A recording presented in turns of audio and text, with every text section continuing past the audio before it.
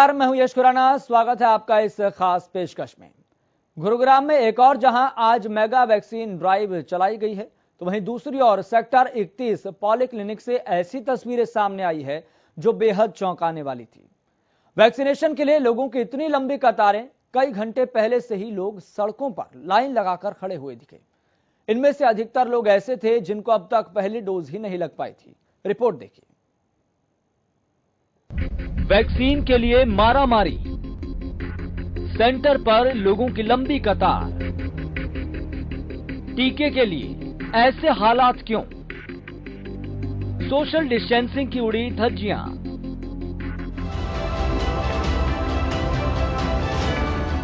देश में भले ही 73 करोड़ से ज्यादा वैक्सीन की डोज लगाई जा चुकी हो, लेकिन साइबर सिटी गुरुग्राम में वैक्सीन के लिए अभी भी मारामारी देखने को मिल रही है।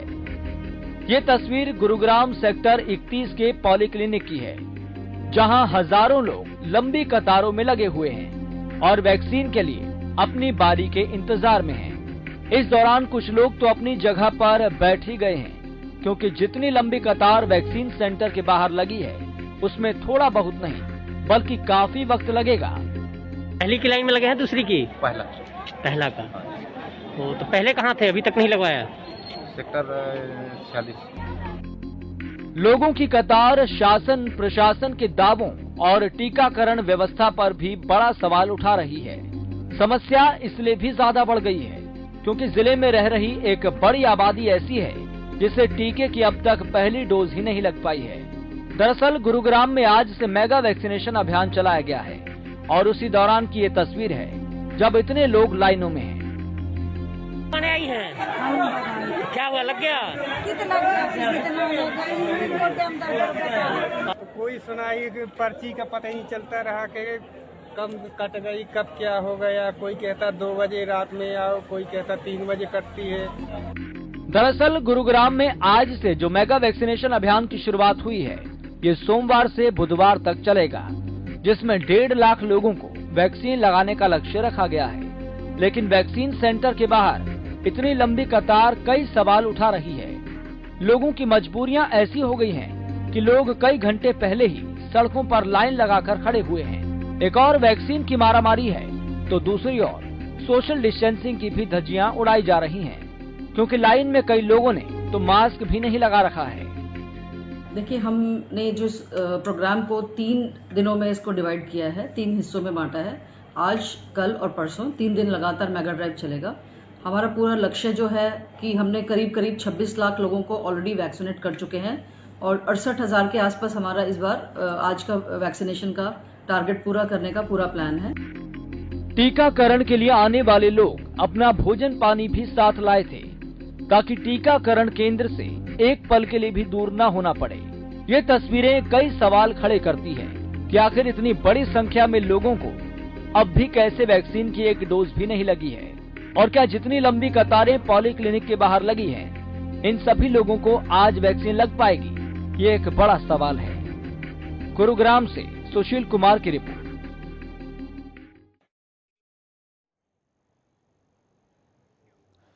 तो वैक्सीन के लिए इतनी मारामारी देखने को मिल रही है, जिसके बाद कई सवाल खड़े हो रहे हैं और इन सवालों के जवाब तलाशने भी बेहद जरूरी है। ऐसी क्या परिस्थितियां थी, कितनी लंबी लंबी कतारें लोगों की देखने को मिल रही है। और बड़ी बात यहां पर यह है, भले ही स्वास्थ्य विभाग की तरफ से वैक्सीनेशन का मेगा ड्राइव चलाया जा रहा हो, लेकिन लोग अपने उत्साह में इतनी लंबी लाइनों में खड़े। और वहां पर सबसे हैरानी की बात तो ये थी कि ना तो कोई सोशल डिस्टेंसिंग का पालन किया जा रहा था और बहुत से लोग ऐसे भी थे जिन्होंने मास्क का उपयोग भी नहीं कर रखा था। तो इस मसले पर हमारे साथ बातचीत करने के लिए और ज्यादा जानकारी के साथ सबसे पहले आपको बता दें कि हमारे संवाददाता गुरुग्राम से जुड़ गए हैं सुशील, और इसके साथ साथ हमारे साथ हेल्थ एक्सपर्ट पंकज वत्स भी जुड़ गए हैं। पंकज जी, सबसे पहले आपका बहुत बहुत स्वागत है हरियाणा न्यूज पर। जी नमस्कार। पंकज जी, आपके पास आऊं इससे पहले लेकिन ग्राउंड जीरो से रिपोर्ट भी लेना बेहद जरूरी है। फिलहाल क्या स्थिति बनी हुई है, तो सुशील सबसे पहले आपसे जानना चाहेंगे फिलहाल क्या स्थिति देख पा रहे हैं, इतनी मारामारी आखिर क्यों देखने को मिल रही है?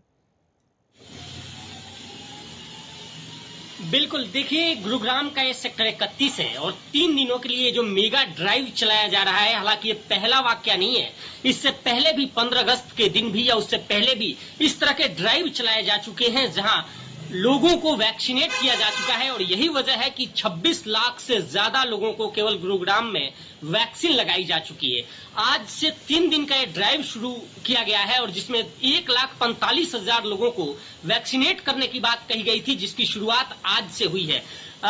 सेक्टर 31 का एक पोली क्लिनिक है जहां की तस्वीर हम दिखा रहे हैं और यहाँ हम इसलिए पहुंचे हैं कि यहाँ पे जो कोवैक्सीन, कोविशील्ड या फिर स्पुतनिक, तीनों के टीके यहाँ लगाए जा रहे हैं, चाहे फर्स्ट डोज हो, सेकेंड डोज हो या स्पुतनिक के। तो ज्यादा से ज्यादा संख्या में यहाँ लोग पहुंच रहे हैं और आज जो तस्वीरें हम दिखा रहे हैं कि सुबह से ही लोग यहाँ पहुंचे हैं और लंबी लंबी कतारें, 3 से 4 लाइन यहाँ पे लोग लगा रहे हैं। महिलाएं हैं, बच्चे हैं और सब यहाँ कतारबद्ध खड़े हैं और वैक्सीन का अपने इंतजार कर रहे हैं। हालांकि गाइडलाइन बराबर जारी किया जा रहा है कि जो लोग भी आए वो सोशल डिस्टेंसिंग का पालन करें, मास्क लगा कर रहें और कहीं ना कहीं कोरोना की जो तीसरी लहर का दस्तक है उससे कहीं ये प्रभावित न हो जाए तो उसका ख्याल रखा जा रहा है। लेकिन जो लोग हैं जो पहली डोज के लिए या दूसरी डोज के लिए लाइन में आ रहे हैं वो आप देख सकते हैं कि उन पर इसका प्रभाव कम पड़ता है। जैसे सिक्योरिटी पर्सनल जो वहां मौजूद हैं वो उन्हें मास्क लगवाते हैं, थोड़ी देर बाद ही मास्क निकाल देते हैं और वहां इंतजार कर रहे हैं। गर्मी का माहौल है और वहां यहाँ जिस तरह से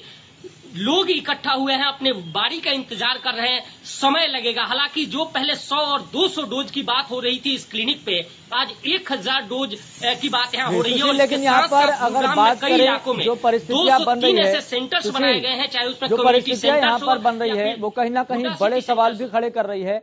ऐसे में अगर बात करें पिछले दिनों की, अगर मेगा ड्राइव को एक वक्त के लिए साइड कर दें तो पिछले दिनों की बात करें, क्या इसी तरह का संतुलन देखने को मिल रहा था? इसी तरह से ज्यादा डोज आई थी वहां पर? क्या संतुलन पहले और अब में देखने को मिल रहा है? क्योंकि संतुलन नहीं है तभी यहां पर इतनी ज्यादा संख्या में लोग पहुंचे हैं। व्यवस्था को लेकर यहां पर सवाल है। देखिए अगर मेगा ड्राइव की बात हम नहीं करें तो इससे पहले भी 200 डोज, 100 डोज प्रत्येक, चाहे कोविशील्ड का हो या कोवैक्सीन का हो, स्पुतनिक का हो, लगाया जाता था। और जितने भी सेंटर्स हैं, हेल्थ सेंटर्स हैं वहां पे, चाहे वो CHC की बात करें, उन सभी सेंटरों पे ऐसे लगाए जाते थे, लोगों को बुलाया जाता था। हालांकि वहां जब लोग कम होते थे तो उनको लगाने में आसानी होती थी और कम सोशल डिस्टेंसिंग, मास्क सबका पालन होता था। लेकिन आज जो भीड़ है, चूंकि मेगा ड्राइव है और जहां 100 डोज लगाए जाते थे उस सेंटर पर 1000 डोज की बात की जा रही है, तो निश्चित तौर पे लोगों के अंदर भी जागरूकता है और लोग पहुंच रहे हैं और अपनी बारी का इंतजार कर रहे हैं। बिल्कुल, लेकिन इस बात का जरूर हमें ध्यान रखना होगा, चूंकि कोरोना का एप्रोप्रिएट बिहेवियर है, सामाजिक दूरी का पालन करना होगा, मास्क का उपयोग करना होगा। चलिए सुशील, बहुत बहुत धन्यवाद ग्राउंड जीरो से रिपोर्ट करने के लिए और बताने के लिए कि फिलहाल क्या स्थिति बनी हुई है। अब सीधा रुख करेंगे, हेल्थ एक्सपर्ट हमारे साथ जुड़ गए हैं, डॉक्टर पंकज वत्स। डॉक्टर पंकज वत्स जी, वैक्सीनेशन को लेकर और देश में, प्रदेश में कोरोना की स्थिति को लेकर आप किस तरीके से आकलन कर रहे हैं कि आज कोरोना के मामले में, वैक्सीनेशन के मामले में देश कहां पर खड़ा है? देखिए, प्रदेश जो अपनी वैक्सीनेशन का ड्राइव चला रहा है, स्पेशल ड्राइव चला रहा है, सिविल सर्जन महोदय और जिला प्रशासन सरकार के साथ साथ उनका विशेष योगदान इस ड्राइव में रहा है और कई मायनों में हरियाणा आगे रहा है और गुड़गांव सबसे आगे रहा है। गुड़गांव एक बहुत इंटरनेशनल सिटी होने के कारण ये और ज़्यादा जिम्मेवारी थी कि हम अधिक से अधिक लोगों को यहाँ पर सुरक्षित कर सकें जी। इसलिए मैक्सिमम ड्राइव जो है वो गुड़गांव पर चल रहा है और फोकस भी हो रहा है। और जो आप बता रहे हैं कि लोग बहुत तेजी के साथ आ रहे हैं, बहुत ज़्यादा संख्या में आ रहे हैं, तो ये एक बहुत पॉजिटिव साइन है कि इसका मतलब हरियाणा के लोग और विशेषकर गुड़गांव के लोग बहुत जागरूक है। लेकिन इस अपॉर्चुनिटी पे जब भीड़ देख रहे हैं या सोशल डिस्टेंसिंग का नहीं रख रहे हैं, तो केवल अपील नहीं की जानी चाहिए, बल्कि इस मौके पर वैक्सीन लगाते हुए जो लोग हैं उनको ये पाठ भी पढ़ाया जाना चाहिए कि सोशल डिस्टेंसिंग रखना क्यों जरूरी है और उसको कैसे मेंटेन किया जाना है। तो अगर इन सेंटर्स एडमिनिस्ट्रेशन अगर ध्यान दे कि कैसे सोशल डिस्टेंसिंग को मेंटेन करते हुए वैक्सीनेशन ड्राइव को आगे बढ़ाया जा सकता है, ताकि लोग यहाँ से सीख कर जाएं और वो अपने गंतव्य स्थान पर, बाजारों में, रेलवे स्टेशन पे, बस स्टैंड पर, कॉमन प्लेसेस में, मैरिज प्लेसेस में, बाकी जगह भी उस चीज को वो कर सके, लागू कर सके। इसलिए इस मौके पर वैक्सीनेशन के साथ साथ सोशल अवेयरनेस मतलब इफेक्टिव तरीके से उसको इम्प्लीमेंट करते हुए ये पाठ्यक्रम को पढ़ाया जाना चाहिए। जी, लेकिन डॉक्टर पंकज, यहाँ पर बड़ा सवाल तो ये है ना कि इतने दिन से जो लोग वैक्सीन लगवा रहे थे या फिर जिन्होंने वैक्सीन नहीं लगवाई थी तो वो फिर आखिर कहाँ थे? एकदम से इतनी ज्यादा भीड़ देखने को मिल रही है और यहाँ पर व्यवस्था में संतुलन नहीं देखने को मिल रहा है, तो ऐसे में कहीं ना कहीं खतरा भी है एक बड़ा। नहीं यश जी, यहाँ पे लोगों का कसूर नहीं है। यहाँ पर vaccination supply, demand and supply का बैलेंस बनाने का बिल्कुल संतुलन की बात सप्लाई आती थी उतनी भेजी जाती थी तो लोग आते थे, और अब जो है वैक्सीन जो है वो ज्यादा संख्या में उपलब्ध हो रही है, इससे ज्यादा सेंटर्स बनाए जा रहे हैं, इसलिए वहां पर ज्यादा लोग आ पा रहे हैं। जी पंकज जी, एक और मेरा सवाल यहाँ पर यह है, आपसे ही राय लेना चाहेंगे, सुझाव लेना चाहेंगे कि आखिर इस व्यवस्था को और बेहतर किस तरीके से किया जा सकता है, क्योंकि कोरोना के जो मामले हैं, जो अभी अपडेट आया 27,000 से ज्यादा मामले सामने आए हैं, जिसमें से अधिकांश केरल राज्य से सामने आ रहे हैं, और इसके साथ साथ जो तीसरी लहर को लेकर आशंका जाहिर की जा रही है, ऐसे में वैक्सीनेशन, कोरोना की तीसरी लहर, इसके बीच में संतुलन बन सके, स्थिति बेहतर हो सके, किस तरह से देख रहे हैं? देखिए, पहली बात तो ये है कि माउथ टू माउथ पब्लिसिटी जो है वो बहुत इंपॉर्टेंट रहती है जी। अब इतने करोड़ों लोगों ने वैक्सीनेशन लगा ली है, तो उसके बाद जो है वो आसपास के लोग, उनके रिलेटिव्स, परिवार के लोग, उनमें एक विश्वास जनरेट हुआ है, माउथ टू माउथ पब्लिसिटी हुई है। जब उन्होंने अपने घर में देखा कि टीका लगा कर आए हैं, उसको कोई नुकसान नहीं हुआ है, तो बाकी लोगों को भी लगा कोई साइड इफेक्ट नहीं है, कोई नुकसान नहीं है, और अगर कोई बीमार भी हुआ है तो उसको भी ज्यादा हॉस्पिटलाइजेशन वगैरह नहीं हुआ है, तो ये माउथ टू माउथ पब्लिसिटी बहुत ज्यादा हो गई है। इसलिए आने वाले वक्त में अधिक से अधिक लोग जो है वैक्सीन लगवाने के लिए आएंगे। मैंने आपको कहा कि अगर इसको सुव्यवस्थित तरीके से विभाग करेगा, डिस्ट्रिक्ट एडमिनिस्ट्रेशन या पुलिस का साथ लेकर भी, तो ये एक और मौका है कि हम सोशल डिस्टेंसिंग का पाठ भी लोगों को पढ़ा पाएं। तो उसकी व्यवस्था अगर और सुचारू रूप से करेंगे तो और ज्यादा बेहतर रहेगा। जहां तक आपने कहा केरला का, ये बात ठीक है कि पहली वेव में और सेकेंड वेव में एक्चुअली बाकी स्टेट्स में काफी ज्यादा लोग संक्रमित हुए थे, और बहुत सारे लोग थे जो जिनके संक्रमण के बारे में मालूम ही नहीं हो पाया, वो अस्पतालों तक नहीं पहुंचे या आंकड़े उनके सामने नहीं आ पाए। लेकिन अब जैसे सीरो सर्वेज आ रहा है, उससे लग रहा है कि वहां की पॉपुलेशन काफी ज्यादा इन्फेक्टेड हो चुकी थी और एंटीबॉडीज बन चुकी थी। केरला में वहां पर शायद उस समय इतने लोग इन्फेक्टेड नहीं थे, तो अब वो बारी बारी वहां पर हो पा रहे हैं। हो सकता है थोड़ी बहुत व्यवस्था में कहीं कमी हो, लेकिन उसका कारण ये भी हो सकता है कि पहली वेव में वहां पे कम लोग संक्रमित हुए थे, वहां पे हार्ड इम्यूनिटी टाइप चीजें डेवलप नहीं हुई थी। जहां तक तीसरी वेव की बात है, मुझे नहीं लगता कि जिस तरीके से सरकार प्रयास कर रही है और वैक्सीनेशन के उसको बढ़ा रही है, शेयर को बढ़ा रही है, मैन्युफैक्चर को बढ़ा रही है, उसके डिस्ट्रीब्यूशन को बढ़ा रही है, और जैसे लोग आगे आ रहे हैं, और अभी जो तीसरा सर्वे भी जैसे हरियाणा में भी शुरू हो रहा है, इनके आंकड़े भी आ जाएंगे कुछ दिनों में, तो मुझे लगता है कि शायद तीसरी लहर जो है वो लहर के रूप में नहीं आएगी। अगर आएंगे भी तो बहुत आइसोलेटेड जगह पे चीजें उभरेंगी, और अगर हमने शुरू में ही उन पर कंट्रोल किया, उनकी ट्रैकिंग की और उनको इमीडिएटली टेस्टिंग ट्रैकिंग हमने अगर शुरू में ही ध्यान दिया, एकदम से इमीडिएटली अगर हमने दिया, तो शायद तीसरी बार कोई संक्रमण तो हो सकते हैं, लोग संक्रमित तो होंगे, पर हमें उसे लहर कहने की जरूरत नहीं पड़ेगी। जी पंकज भट्ट जी, मेरा एक और यहाँ पर सवाल ये है कि आखिर हम किस के आधार पर ये कह सकते हैं, किन दावों के साथ, किन पुख्ता जानकारियों के साथ ये कह सकते हैं कि तीसरी लहर संक्रामक नहीं होगी, उतनी घातक नहीं होगी जितनी पहली लहर थी, उतनी घातक नहीं होगी जितनी दूसरी लहर थी? तो लोगों में विश्वास पैदा करना भी बेहद जरूरी है। देखिए मैंने आपको ये नहीं कहा कि संक्रमण जो है वो गंभीर नहीं होगा जी, क्योंकि ये तो डिपेंड करेगा कि जब इन्फेक्शन आएगा तो उसकी म्यूटेशन का लेवल क्या होगा जी, वो डिपेंड करेगा वायरस की उस समय की स्थिति पर, क्योंकि वायरस जो है म्यूटेट होते रहते हैं, अपना चरित्र बदलते रहते हैं जी, तो उस समय उसका क्या चरित्र रहेगा ये तो आने वाला वक्त ही बताएगा। वो कम परेशानी करने वाला भी हो सकता है और अधिक फैटल भी हो सकता है, लीथल भी हो सकता है। ज्यादा मौत के आंकड़े बढ़ सकते हैं कि मान लो कम लोग इन्फेक्टेड हो लेकिन मौत ज्यादा हो, ऐसा भी हो सकता है। और ऐसा भी हो सकता है कि बहुत ज्यादा लोग हों लेकिन उनको संक्रमण हॉस्पिटलाइजेशन की जरूरत भी ना पड़े। तो ये तो आने वाला वक्त बताएगा।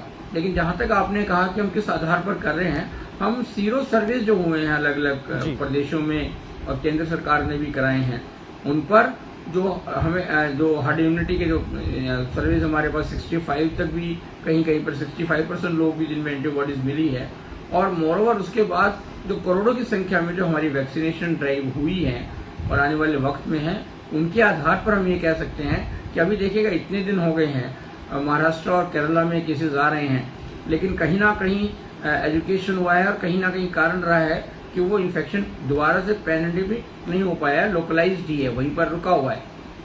तो इस तरीके से लोग जागरूक भी हो गए हैं, ज्यादा वैक्सीनेशन हो गई है, सीरियस सर्वे में आ रहा है कि हमारी इम्यूनिटी की तरफ बढ़ रहे हैं। इन बातों पर का विश्लेषण करते हुए हम कह सकते हैं कि थर्ड वेव की तरह शायद नहीं आएगी।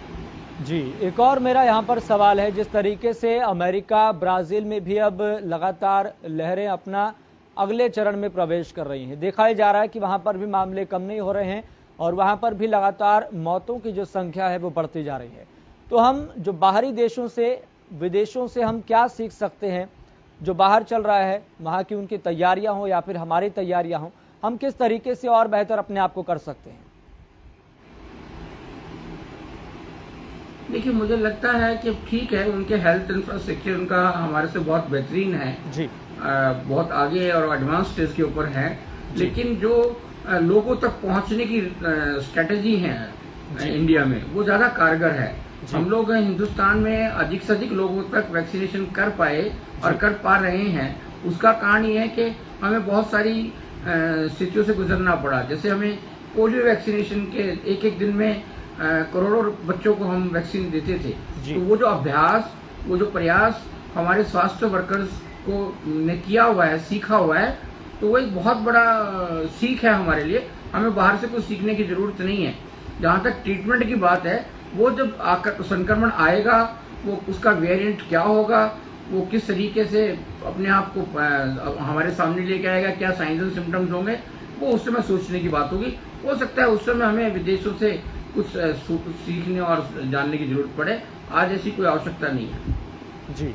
और जो प्रदेश में स्थिति बनी हुई है कि कोरोना का ग्राफ बिल्कुल डाउन हो चुका है, कोरोना के मामले ना के बराबर हैं और कई दिनों से ये भी देखने को मिल रहा है कि किसी भी मरीज की प्रदेश में जान नहीं जा रही है, तो इसके पीछे क्या फैक्टर मानते हैं? देखिए, इसके पीछे तो बट नेचुरल है कि सरकार ने भी बहुत मेहनत की है, स्वास्थ्य विभाग तो लगा ही हुआ है, दिन रात 24 घंटे वो तो अभी भी लगा हुआ है, और डिस्ट्रिक्ट एडमिनिस्ट्रेशन का भी सहयोग मिला है, सामाजिक प्रतिष्ठानों का भी मिला है, सोशल रेस्पॉन्सिबिलिटी के तहत जो है वो अनेक संगठन और अनेक इंडस्ट्री, तो कलेक्टिव एफर्ट है। इसके लिए मैं हरियाणा की जनता को बधाई देता हूँ। लेकिन एक बात बहुत पेनफुल है कि जैसे पहले कहते थे कि भी अगर आप सपोज गुजरात में जाते हो तो गुजरात की सीमा में घुसते ही सड़क से पता लग जाता था कि अच्छी सड़कें बनी हुई हैं, गुजरात में आप आ गए हैं जी। तो अब यहाँ पर ऐसा लगता है कि गुड़गांव के पेरीफ्री से जब बाहर निकलते हैं तो लगता है कि कोरोना को सब लोग भूल बैठे हैं, क्योंकि अगर आपको मास्क पहने हुए लोग नजर आएंगे तो केवल आपको गुड़गांव की परिधि में ही नजर आते हैं। जैसे आपकी गाड़ी गुड़गांव से बाहर निकलती है तो आपको नजर आता है कि वहां पर मास्क नाम की, सोशल डिस्टेंसिंग नाम की चीज सब लोग भूल चुके हैं जी। इसलिए मैं आपके चैनल के माध्यम से याद दिलाना चाहता हूं लोगों को कि अगर थर्ड वेव नहीं चाहते हो तो जैसे गुड़गांव के लोग अभी भी अपना डिसिप्लिन मेंटेन किए हुए सोशल डिस्टेंसिंग का, मास्क का, उसी तरीके से अगर वो भी इस सुविधा को रखेंगे तो 100% हम थर्ड वेव से बच जाएंगे। ठीक है, डॉक्टर पंकज वस्त्री, बहुत बहुत शुक्रिया जुड़ने के लिए, बातचीत करने के लिए और तमाम एस्पेक्ट को और ज्यादा क्लियर करने के लिए। तो यहाँ पर हरियाणा न्यूज की भी आपसे यही अपील है कि वैक्सीनेशन के लिए मारामारी ना करें, केवल एक बात का ध्यान रखें जो कि तमाम परिस्थितियों के भीतर हमारे लिए सबसे बड़े हथियार के तौर पर काम कर रही है, वो ये है कि आप सामाजिक दूरी का पालन सुनिश्चित करें और इसके साथ साथ मास्क का उपयोग भी करें। वैक्सीन लगवाएं, वैक्सीन के लिए उत्साह दिखाएं, अच्छी बात है, लेकिन इन तमाम कोरोना के एप्रोप्रिएट बिहेवियर का भी पालन